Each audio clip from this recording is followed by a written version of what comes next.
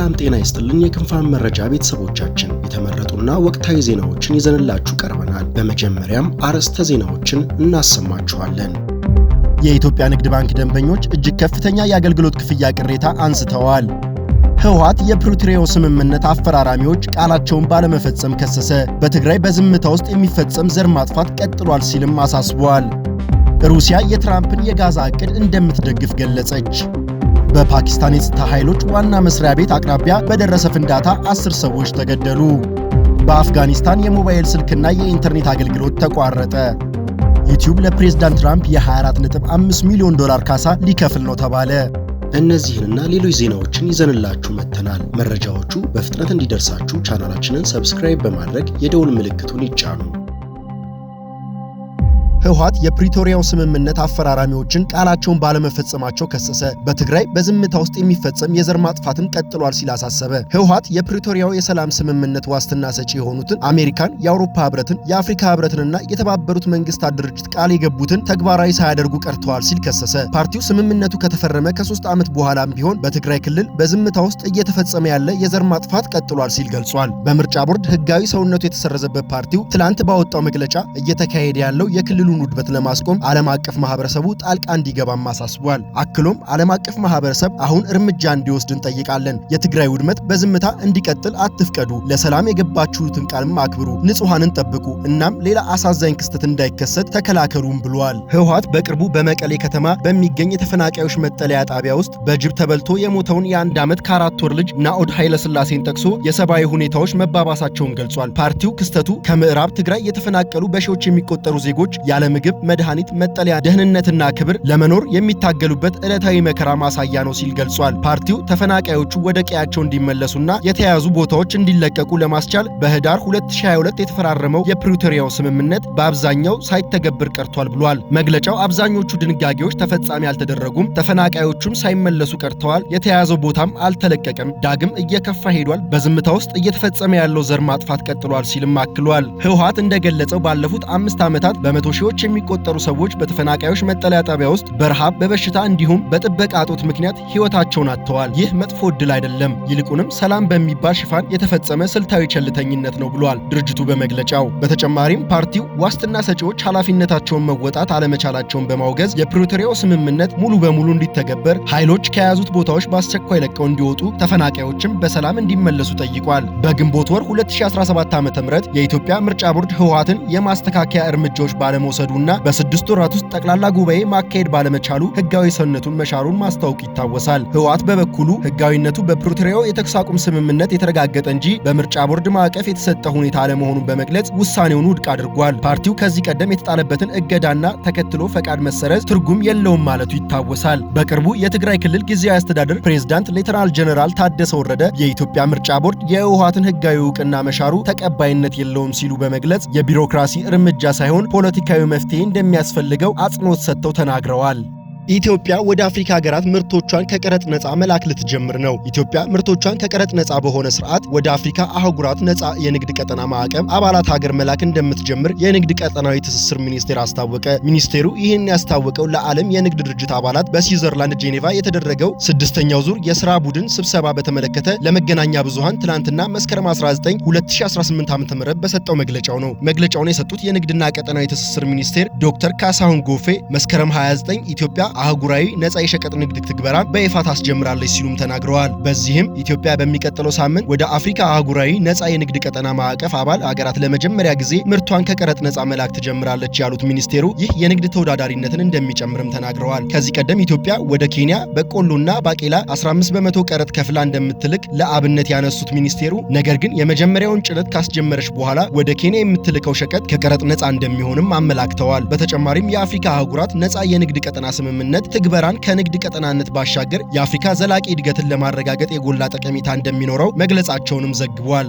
የኢትዮጵያ ንግድ ባንክ ደንበኞች እጅግ ከፍተኛ የአገልግሎት ክፍያ ቅሬታ አስነስቷል። የኢትዮጵያ ንግድ ባንክ ሲቢኢ በመስከረም 19 ባደረገው የአገልግሎት ክፍያ ማሻሻያ ምክንያት ደንበኞቹ እጅግ ያልተለመደና ከፍተኛ የሆነ የኮሚሽን እና የ15% ቫት ቅነሳ እየገጠማቸው መሆኑን ገለጹ። ባንኩ ተግባራዊ ባደረገው አዲስ የክፍያ ስርዓት ሳቢያ የተቆረጠው የገንዘብ መጠን ከተላከው ገንዘብ በላይ መሆኑን በርካታ ደንበኞች ቅሬታቸውን አሰምተዋል። ከማህበራዊ ሚዲያም እንደተመለከትነው ደንበኞች ከንግድ ባንክ ወደ ሌላ ባንክ በላኩት 100 ብር ላይ 57.7 ብር ተቆርጦባቸዋል። ሌላው ደንበኛ ደግሞ 20 ብር ብቻ ልኮ 57 ብር በጠቅላላ እንደተቆረጠባቸው አስታውቀዋል። ኮሚሽኑ ከሚላከው ገንዘብ በላይ በመሆኑ ከባንክ አሰራር ውጪ በመሆኑ ይህ ከፍተኛ ቅነሳ በባንክ ሲስተም ስህተት የተፈጠረ ነው ወይስ በታሪፍ ማሻሻያ የተከሰተ የሚለውን ጉዳዩ እስካሁን ግልጽ አይደለም። የኢትዮጵያ ንግድ ባንክ ወይም ሲቢኢ በደንበኞቹ ላይ ለፈጠረው ከፍተኛ ግራ መጋባት እና ቅሬታ በአፋጣኝ ማብራሪያ ይሰጣል ተብሎ ይጠበቃል።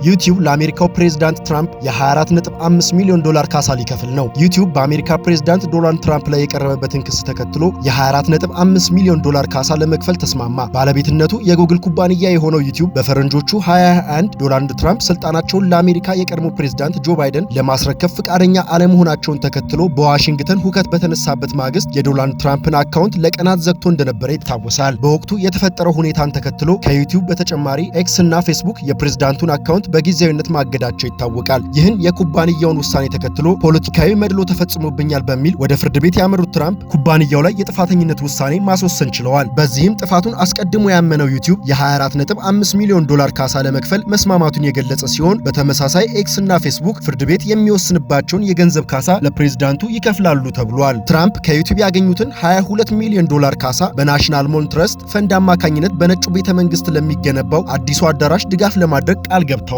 ቀሪውን 2.5 ሚሊዮን ዶላር ደግሞ የአሜሪካን ኮንሰርቫቲቭ ህብረት ጨምሮ የዶናልድ ትራምፕን ክስ ለደገፈ ድርጅትና ግለሰቦች በድጋፍ መልክ ለመስጠት ቃል ገብተዋል መባሉን ዋሽንግተን ፖስት እና ቢቢሲ ዘግበውታል። በፓኪስታን የጸጥታ ኃይሎች ዋና መስሪያ ቤት አቅራቢያ በደረሰ ፍንዳታ 10 ሰዎች ተገደሉ። ዛሬ በፓኪስታን ኩዌታ ከተማ በፍሩዌንተር ካርፕስ ዋና መስሪያ ቤት አቅራቢያ በተጨናነቀ ጎዳና ላይ በደረሰ የቦምብ ፍንዳታ ቢያንስ 10 ሰዎች ሲሞቱ 32 ሰዎች መቁሰላቸውን ባለስልጣናቶቹ አስታውቀዋል። የባሎቺስታን የጤና ጥበቃ ሚኒስቴር በአክቱ መሐመድ ካክር የሟቾችን ቁጥር አረጋግጠው በፍንዳታው 10 ሰዎች ሲሞቱ 32 ሰዎች ቆስለዋል። የቆሰሉት ወደ ሲቪል ሆስፒታልና ወደ ራውማ ማዕከል ተወስደዋል ብለዋል። ይህ በእንዲህ እንዳለ የሲቪል ላይን ፖሊስ ጣቢያው ዋና መኮንን ኤሚን ዘርፌል ከፍንዳታው በኋላ 8 አስክሬኖች ወደ ሲቪል ሆስፒታል መጥተዋል ብለዋል። የኩዌታ ልዩ ኦፕሬሽን ከፍተኛ ፖሊስ አዛዥ ሙሐመድ ባሎክ በበኩላቸው ፍንዳታው የደረሰው በፈንጂ የተሞላ ተሽከርካሪ ከሞዴል ታወር ወደ ሃሊ መንገድ በሮይተር ካርፑር ዋና መስሪያ ቤት አቅራቢያ ሲዞር ነው ብለው ሲሉ የሀገሪቱ መገናኛ ብዙሃን ዘግበዋል። የባሎቺስታን ዋና መስሪያ ቤት ኢሚር ሰርቪስ ቡክቲ ድርጊቱን በጽኑ አውግዘውት አሸባሪዎች የፈጸሙት ጥቃት ነው በማለት ጠርተውታል። የጸጥታ ኃይሎች ከጥቃቱ በኋላ በፍጥነትና በብቃት እርምጃ ወስደው 4 አሸባሪዎችን ገድለዋል። አሸባሪዎች በፈሪነት ድርጊት የሀገሪቱን ቁርጠኝነት ሊያዳክሙ አይችሉም። የህዝቡን የጸጥታ ኃይሎች መስዋዕትነት በከንቱ አይቀርም። ባሎቺስታን ሰላማዊና ደህንነቱ የተጠበቀ ለማድረግ ቁርጠኞች ነን። ለሰማዕታት ቤተሰቦችን መጽናናትን እገልጻለሁ። ለክብራቸው ለቆሰሉትም ቶሎ እንዲሻላቸው እንጸልያለን ብለዋል።